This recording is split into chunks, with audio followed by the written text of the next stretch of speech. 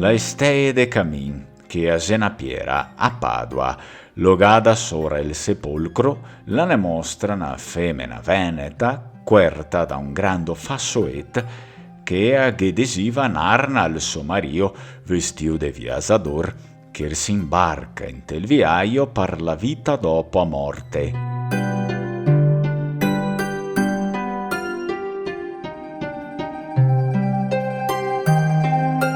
L'arna de botto la era figurada co fa una bestia sacra che la gesuntea all'acqua, terra, ciel e i tre elementi dell'universo.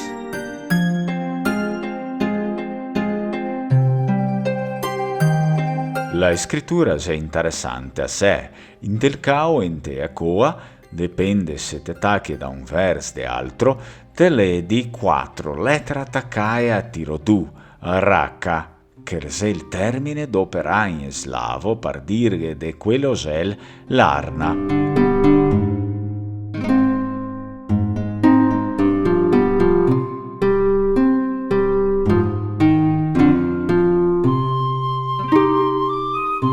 E ancora Pisa Vaion, co che vardemo l'antica lingua veneta, que scrista in rune, e assi incordemo che a parole a racca se fa presente per quel che i studi in imponta la gintra col medemo significa delle sloven arna.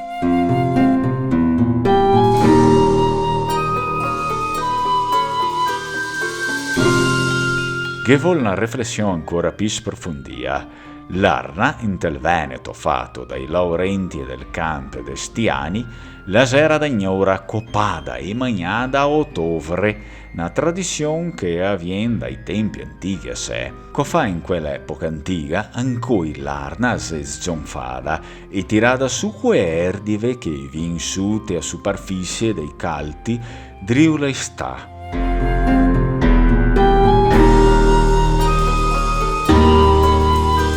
I studi dei poveri antichi veneti ne mostra che in tea cultura denolta, come ancora se fa ancoi, a ottobre si desbrochea fuori i riti del cao d'inverno e le soppecche, le secatate in te ganseghe che vi infaseste in te di ancoi in quel mese là.